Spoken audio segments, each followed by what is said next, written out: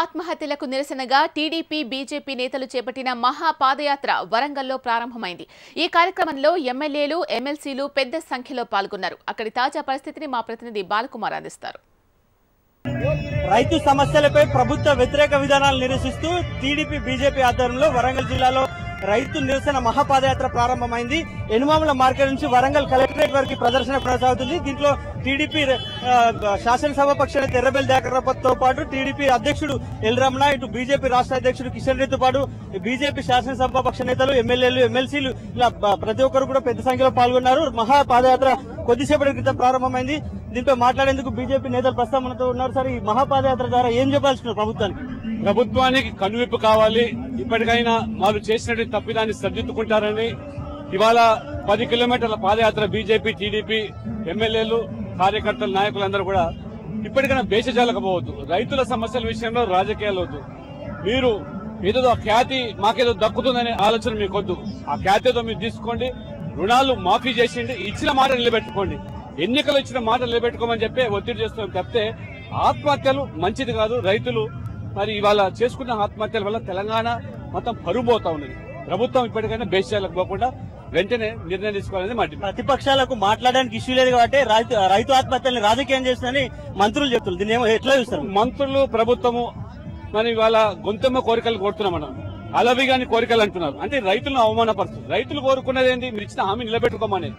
అంతకన్నా మీరు ఇచ్చిన హామీ నిలబెట్టుకోకుండా ఇవాళ మాకు అజెండా లేదనే సబ్జెక్ట్, ఇవాళ రైతులు ఇంత పెద్ద చనిపోతా ఉంటే దాన్ని పరిగణన తీసుకొని మరి మేము అడుగుతా ఉంటే అలవి గాని కోరికలు, గొంతెమ్మ కోరికలు మీరు ఇచ్చారు హామీలు నిలబెట్టుకునేది మా డిమాండ్. ఓకే, ఇది బీజేపీ నేతలు చెప్తున్నారు. ఇటు టీడీపీ రాష్ట్ర రైతు విభాగం అధ్యక్షుడు ప్రస్తుతం అంటున్నారు. సార్ చెప్పండి, పాదయాత్ర కావచ్చు, నిరసన యాత్రల ద్వారా ప్రభుత్వానికి ఏం చెప్పాల్సింది? ప్రభుత్వము రైతులు ఇప్పుడు 16 మాసాల కాలంలో రైతులు ఆత్మహత్యలు చేసుకుంటారు. దాని మీద ముఖ్యమంత్రి గారు కాన్సన్ట్రేషన్ చేయాలి. రైతులంటేనే అసహనం వ్యక్తం చేస్తుంటారు. రైతులంటేనే ప్రభుత్వం రైతుకు వ్యతిరేక విధానాల మీద పోతుంది. ఎలక్షన్ మేనిఫెస్టోలో చెప్పిండ్రు 14-15 కరువు వచ్చింది, 15-16 కరువు వచ్చింది, 2 సంవత్సరాల కరువు వచ్చింది. కాబట్టి ప్రభుత్వము ఇచ్చిన హామీని నిలబెట్టుకోలేదు. కాబట్టి రైతులు దివాలా తీసిండ్రు, రైతులు అప్రూవ్లోకి నెట్టుకపోయిండ్రు. కాబట్టి ఇలా రైతుల్ని కాపాడడానికి ప్రభుత్వం మానవతా విలువలతో ముందుకు రావాల్సిన అవసరం ఉంది. రాజకీయాలు చేసినట్టు అవసరం లేదు. ప్రతిపక్షాలు కానీ పాలకపక్షం కానీ రైతు ఆత్మహత్యలకు భరోసా ఇవ్వడానికి తెలుగుదేశం, బీజేపీ పార్టీ ఇలా పాదయాత్ర పెట్టుకుంది. దానిలో భాగంగానే ఈ పాదయాత్ర చేస్తున్న ప్రభుత్వాన్ని ఎక్కడ ఏదో చేయాలనేటువంటి ఉద్దేశం ప్రతిపక్షాలకు లేదు. కానీ ఇవాళ దాదాపుగా 1542 మంది రైతులు ఆత్మహత్యలు చేసుకున్నారు.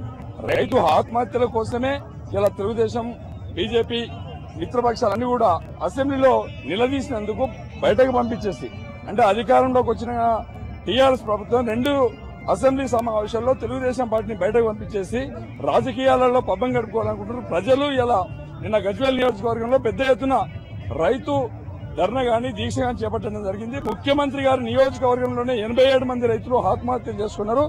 కనీసం ముఖ్యమంత్రి గారు ఏ రోజు కూడా పరామర్శించలేదు. కాబట్టి ఇలా ప్రతిపక్షాలన్నీ రోడ్డెక్కాల్సిన పరిస్థితి. రైతులు పూర్తి మద్దతు ప్రకటించారు. మాకు రైతుల పక్షాన తెలుగుదేశం, రైతుల ప్రాణాలని కాపాడడానికే తెలుగుదేశం పార్టీ, బీజేపీ, కాంగ్రెస్ కానీ, సిపిఎం, సిపిఐ కానీ అన్ని పక్షాలు రోడ్డెక్కినంటే కనీసం ముఖ్యమంత్రి గారికి జ్ఞానోదయం కావాలని చెప్పి ఇది ప్రతిపక్షాలు చెప్తున్నారు.